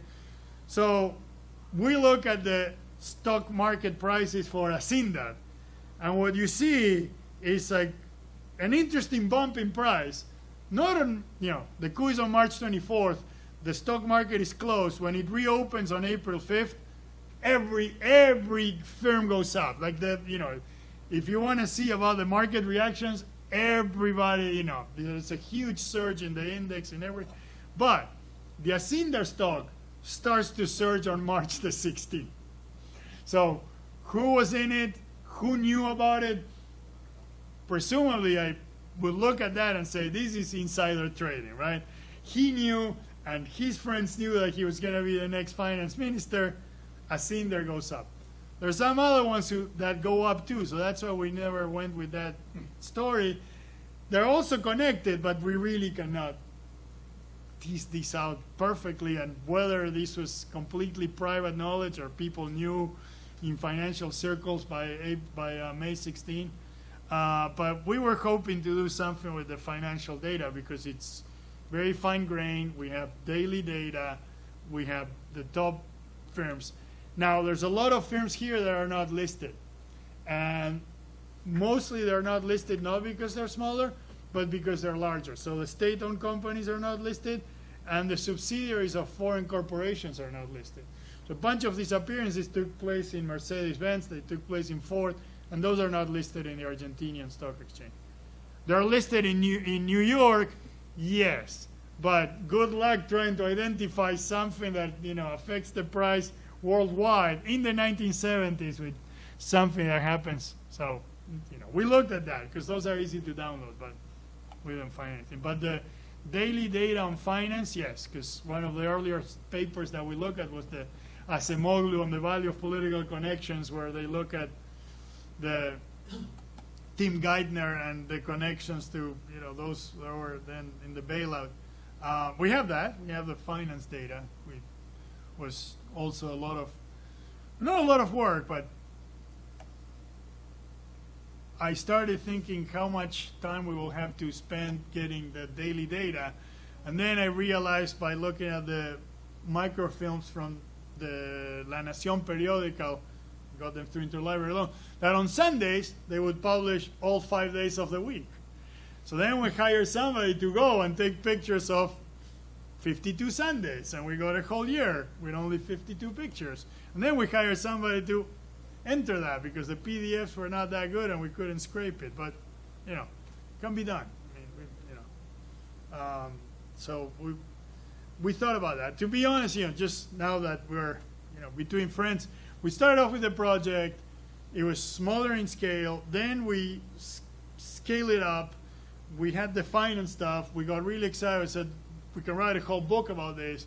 Then, we started getting like bumps on the road, referees. It's not well identified. So then we went back and I said, okay, let's just make it a small paper. If we can get published the first paper, then we keep on going. But let's not dig a deeper hole. But the finance data is there, and now whether it benefits the military, it's hard because on these board memberships that we see, we don't see a lot of military. So that was the other thing. One of my co-authors, Shankar, for Turkey, he actually did that because he had a bunch of people who are in the defense industry or firms that are in the. We don't have too many of those, and so that was we don't we really couldn't do any, much on that front to see are they benefiting directly because and some are. The other thing is there are not too many military on the boards before the coup. After the coup, as you can imagine, a bunch of guys from the military on the boards of every because you're just going to put now. If I can ask you a question, I think Shankar never presented this in Brazil, but he presented in rooms with Brazilians and with mostly Brazilian economists, or mostly, I think it was, Claudio Ferraz. And he said, yeah, this is fascinating. In Brazil it's not that much different because the finance minister, too, came from the business sector, and there's these lawsuits. How familiar or disconnected you see this story from the Brazilian pattern? Here, the disappearances were more connected with political groups that were in the Luta Armada. Okay. There were not as many within firms guys. It was more of. But what was the name of the civilian, the guy who was? The finance minister. After the military took over? Yeah. Godin, huh? Eugenio Godin. Eugenio Godin. No. There was another one that's very liberal or connected to the business sector. He was a professor. Okay. Then he built the connection. Okay. I guess. All right. So that was another thing that we, at some point, look at the who's who to see who was coming from the business world, who was coming from academia. So these guys in Argentina, what they had different from maybe Brazil and definitely different from Chile, they were obviously all of them nicknamed Chicago Boys because that's the way they were all called Chicago Boys. But in the Argentinian cabinet, there were 2 or 3 technocrats. Actually, there was only one guy who went to the University of Chicago, your alma mater. He didn't pass the comps in economics, and then eventually he became a Chicago boy, and he was the head of the central bank. But it was nowhere close to Chile. These guys were mostly lawyers. I mean, in fact, Martinez was a lawyer, tied to the traditional business sectors and the elites. So not a lot of technocratic in that sense. Just because you raised the comparative aspect here, Tony Pereira has this book on authoritarian injustice, and if I remember correctly, his whole argument is that the judiciary in the country, so he compares Brazil, Argentina, and Chile, and he says there were more deaths in Argentina because the judiciary was less aligned with the military. Okay. Whereas in Brazil, the military could actually get the judiciary to work more or less the way it wanted it to work. So the military didn't feel the need to go extrajudicial and kill people off the books. And so that's sort of just a brainstorm here, and I realize you probably don't want to add any more complexity to your argument, but it seems to me that you could do an interesting within-country test of alignment by looking at the number of labor cases against these firms in the run-up to the coup Yeah. as a test of this. That does raise one sort of small concern I have. I haven't read the paper, but I skimmed it, and I was very interested by your presentation. And that is that you would assume that multinational firms like Ford or Mercedes-Benz would be less connected socially. And so one of the questions was sort of how could you leverage difference between your types of connections? And wouldn't that be a way also to do sort of paired comparison, where I would imagine you would have lower social connectivity, probably the same levels of business connectivity? No, that's a great point. I mean, the cases, I wonder if there's some way to try to, because, one of the things that it's, might be the same in Brazil, but distinctive of Argentina is that there's a special, you don't litigate in commercial or civil court, there's a special labor court. So, there might be records there, so that's a great idea. In terms of connections, yes, some of these multinational corporations have they have more business connections but less social connections because they're not as, connected through the old families, jockey club, but they might have interlocking directorates. Mostly through, there's one guy, well, now I switched the things. A bunch of the guys who appear at the top of the connections, one is the largest accountant, CPA, listero, and the other one is the largest up to this day. If anyone, with a law degree wants to say, wow, what's the most prestigious law firm in Argentina, is Becar Varela, with ties to, and it goes all the way back, they've been Citibank, they've been representing Citibank in Argentina since the, beginning of the 20th century. So all these multinationals, they put, who's the local on their board. So we immediately ties up these guys. There are some differences. There's a little bit of this ISI thing, and, we went through this route of the ideology or support for these, more liberal groups. The other thing that we see is that the listed or non-listed, a lot of these are still family-owned firms, and it's just, and then they are connected to each other.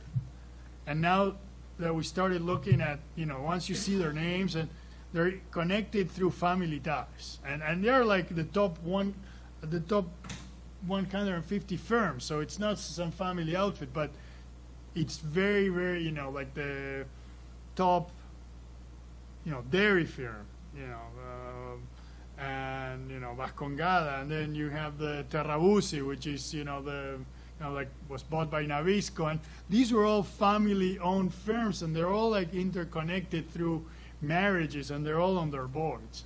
So the multinational firms are not as connected through that channel. Because, some people have this sort of like view, like, oh, no, this is all driven by, it's the U.S. Embassy or the foreign firms, and you're going to see much more there. It's like, not really. So a lot of these, firms were not, the way they were integrated was through these local lawyers who are their, lobbyists, down there. The big change, we went back in time, and I was surprised that up until the 1970s, you would still see this big influence of these sort of like aristocratic groups. We had Peronism, we have ISI. The guy who wiped all this stuff out was, maybe on purpose or probably not, Menem in the 1990s.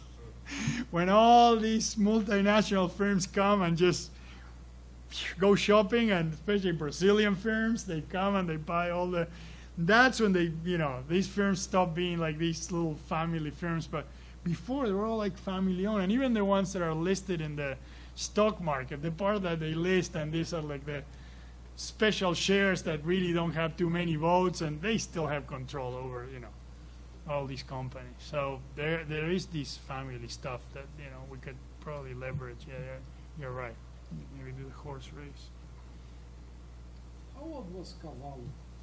Oh no, Cavallo doesn't get into the cabinet until he goes to Harvard, he comes back, then he's at the Fundación Mediterránea. He's not part of this group. He comes into the military in 1982 after Martínez de Hoz is gone.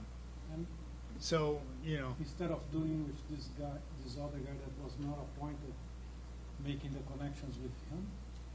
But Too late. no, but also he will probably, if we look at our 1972, he wasn't even in the board of too many firms. I mean, he was at Harvard. He's not even. Was a kid. Yes, he wasn't even part of that. The guys that you see there, yeah, those are all. And if out of just, there's another thing that it's kind of. If you look at some of these guys and you talking about the armed groups, most of these guys are going to appear as victims or people who were kidnapped between 1970 and 1975. Most of these guys were kidnapped. So that's why we have the attacks against the firms include this. We just did a dummy, but this guy Charles Lockwood. He has the record. He was kidnapped, I think, 3 times, and all 3 times they pay the ransom. So he's in the world records of, And then Bunge is not the one from Bunge Born. This is a different Bunge. But, of course, then you have Juan and Jorge Born. That was the highest ransom that was ever paid for a kidnapping. It was $60 million in 1973, I think, or 74. Still the top, So there was a lot of kidnappings. Soldati was kidnapped. Eventually he was killed. A bunch of these guys were, kidnapped. But Lockwood, yeah, he was kidnapped 3 times. Roca are the guys who own Techint. We probably here in Brazil they're famous too. Got into some businesses with Odebrecht. Is Agustin Roca. He was much younger. Bovetti is from Brown Bovetti. The Grupo Brown is very, So also notice that if you look at the Jockey Club is the first one. Guía Social is this other one where your name is listed and people can know who you're married to and what your phone number is and. Okay. All right. All right. Well, So thank you very much. And this is an example of the effort and investment Yes. that you have to make to get one single paper. It's that been they were free. It's been in the Journal of the Economic Association for the last 6 months. Now, Thank you very much. no, thank you again for the invitation. Congratulations for all this work. Thank you. I was asking about Brazil because Shankar was so excited. At some point, it's like, if we turn this into a book, we need to have a comparative chapter with Brazil and with Chile. And I was like, well, I don't know. I mean, we already, went down this whole, I think here it's totally different because it's mostly armed groups, terroristas, yeah. and we're pretty much middle class people. No, somebody told him was that one of these finance ministers, he was not exactly his private life very organized. Like he was kind of like a mess, but the military tolerated that because they would just, they didn't understand anything about economics and they delegated, but I don't know. There's a lot of inside stuff.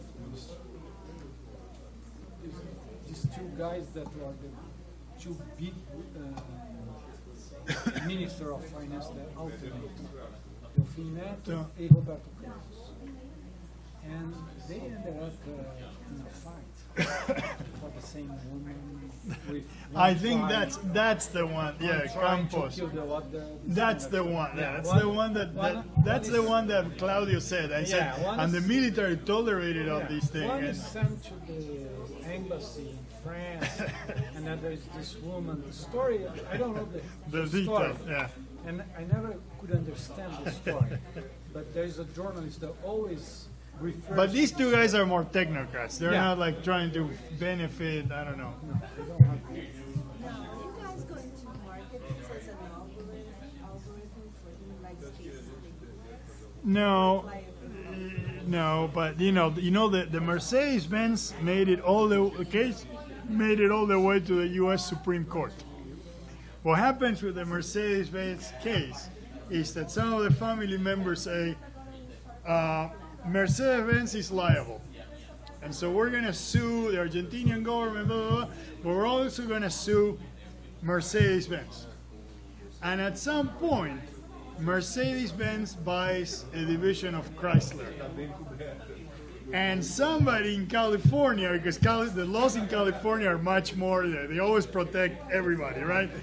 They find that if something happens in the workplace, you have so somebody starts, somebody finds that, and they file a lawsuit in California against Chrysler because it's a subsidiary of some division of Mercedes-Benz, saying in the 1970s all these things happened, so give us money.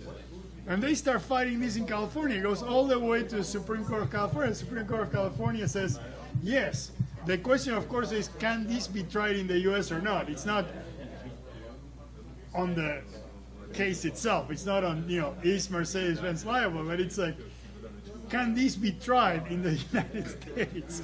And then it goes to the Supreme Court, and the Supreme Court says, no, this cannot be tried. It didn't happen on U.S. soil. Mercedes-Benz did not even own Chrysler at the time. Why are we even doing this? But, talking about transnational justice, I mean, that's just crazy. Now, no, because I don't know if these would, we can barely convince reviewer. Imagine trying to convince,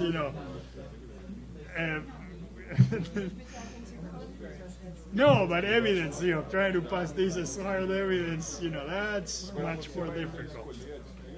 But no, if somebody has the records, you could subpoena records and then clearly see who was working, who was suspended, things like that, yes, but I don't know. The closest we were with this guy, Cruces was at the Social Security Administration, but even him, he can't make these things happen. Imagine, opening some bureaucrat who will tell you through some pass, and then you open some files from the 1970s and you start looking. But yes, every time, you present this in front of Ferraz or we need microdata of every single case. Like, we don't have it. Nobody. We wish. But people working on this, the closest thing I've seen, there's this stuff that Maria Angelica Bautista, she's Jim Robinson's wife, she's at Chicago. She did a bunch of things on Chile. And so they use the records of repression in Chile, and they look at the zip code. And based on the zip code, they look at what was the nearest military base. And then they look at what happened in the no plebiscite in 1988. Again, clever, blah, blah, blah, but the identification breaks down because the different groups mobilize voters differently, and so I'm not sure, but they'll get it published somewhere. But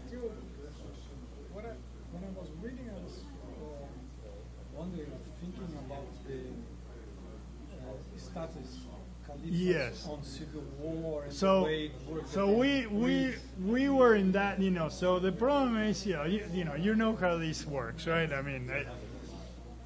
We had a hard time also placing this in the right audience. So Shankar presented this somewhere, maybe it was at Harvard. Rafael Di Tella, he's an Argentinian economist at Harvard Business School. He told him, this is the best paper I ever read in my life. My father was kidnapped by the military and then saved by Martinez de Oz. I completely buy it. And we're like, okay, why weren't you the reviewer? He never was a reviewer. Ernesto Dalbo, same thing. He was never a reviewer. So depending on how you frame it. So the thing is that we presented this, and the whole mafia around Statis, it's, I like that. I call it mafia, but it's him and his student who is at Georgetown now. I really like her. She was at Duke for a while, the Spaniard. She was like, well, but this is Statis. And so, she wanted us to rewrite the paper as, this is Statis with the groups and we're like, well, no, this is not Greece, and this is not a civil war, or at least it wasn't. We don't think it was a civil war. That's what the military say. This was a slaughter.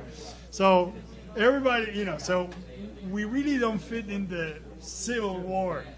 We frame it as cronyism, and the cronyism people were like, this is the connections part, show us the finances. So we still haven't found the right, but the human, but yeah, the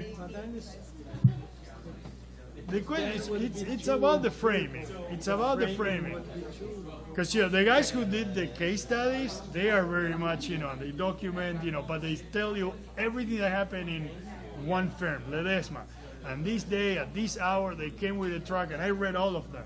But, how do you know that you have a representative sample? So that's why we took 300 firms. It will, sometimes it's just luck. Yeah. You send it to, we send it to the APSR, and one of the reviewers is a friend, Dorothy Cronin. And I think she was trying to overcompensate. And she just wrote 5 pages of comments.